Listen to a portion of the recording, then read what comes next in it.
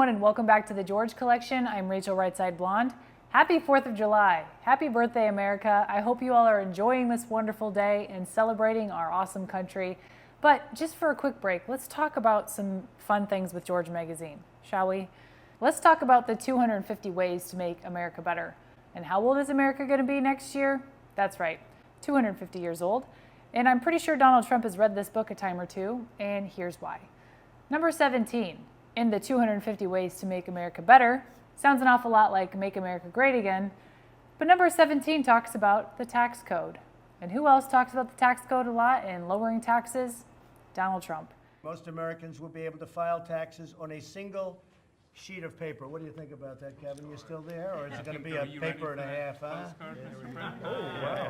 Thank you. We all carry our postcards out. Great job. Thank you very much. I didn't know I was going to be given a prop. Banana bag is my only copy. No, I just... Don't lose. It's yours. It's yours. You get a raise. Wow, that's beautiful. Thank you. 39% to 21%. You know that better than anyone. It's the largest tax cuts in the history of our country. And that was great. That's why we became so successful. You think we can do that again? Yeah, I think we can go lower. And I'll tell you what I'm doing. I'm bringing it from 21 to 15, but you have to manufacture your product here. And then you pay 15%. And then I'm going to put tariffs on countries so they can't come in and steal our business, so that our businesses now can be competitive. To the president, it's gorgeous. We call it a great, big, beautiful bill because that's what it is. But to Democrats, an ugly betrayal. The bill before the Senate is utter poison. 940 pages that make up the foundation of President Trump's agenda. So what's actually in it? Start with tax cuts, a huge piece of this plan. As written, the bill would make the president's signature 2017 cuts permanent. It's been an amazing experience. The bill would also let people deduct more of their state and local income taxes for the next 5 years, which Republicans from blue states with higher taxes really wanted. And it would fulfill a Trump campaign promise by implementing no tax on tips, overtime, or car loans. So let's read what number 17 has to say. Imagine a tax code so simple you could file your tax return on a postcard. You write down your total income, subtract a generous family allowance, $33,800 for a family of 4, for example, and take 17% of the balance. That's your tax bill. There's no death tax, capital gains tax, marriage penalty, or Social Security benefit tax. There could be no better birthday present for America than the phenomenal victory we achieved just hours ago when Congress passed the one big, beautiful bill to make America great again. Right?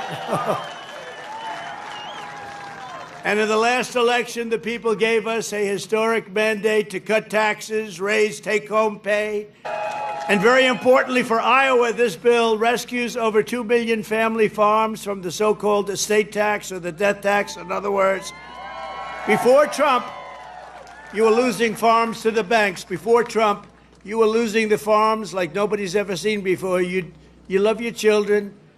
You don't feel so well, you pass away, you leave everything to your children, and they have to pay a big estate tax or a death tax, as we call it, and they couldn't do it. They go out and borrow money, and all of a sudden the bank is foreclosing on the farm. Not going to happen. You have no more estate tax. You have no more death tax to pay.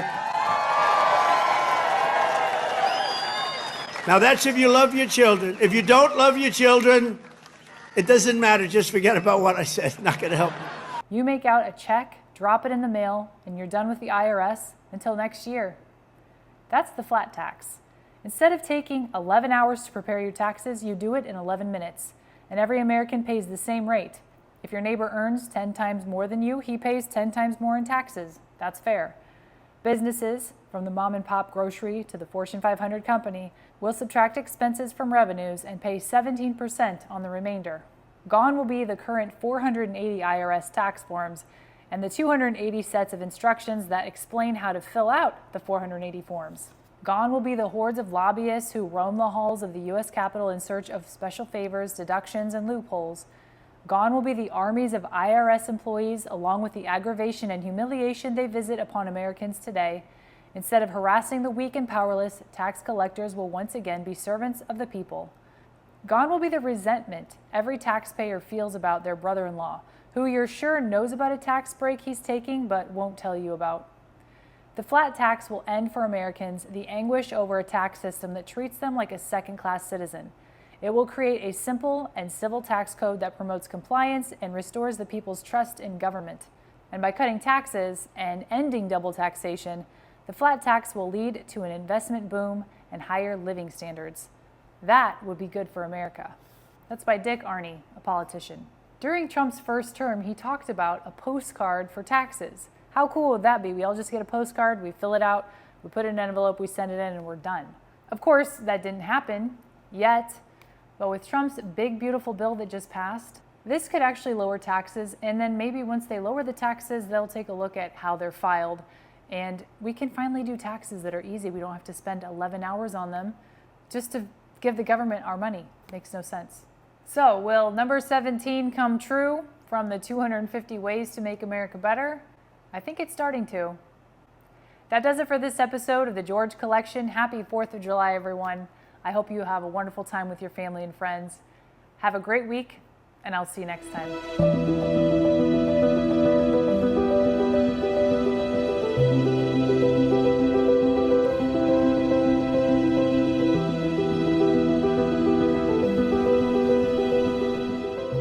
Of this extraordinary magazine, George, which is a hoot of a magazine. I thought you were a lawyer.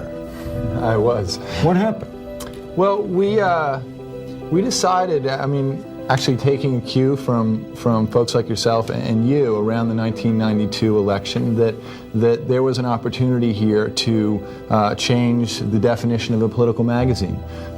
Certainly the way Americans were accessing information about politics and politicians was changing. Candidates were appearing on late night talk shows, on talk radio, on sitcoms, and there was a kind of a leveling process, and while the rest of media clearly had caught up with that, we felt that political magazines per se hadn't. Your mother was a hell of an editor at Doubleday. That's what I hear. Would she have liked George? I think she would have.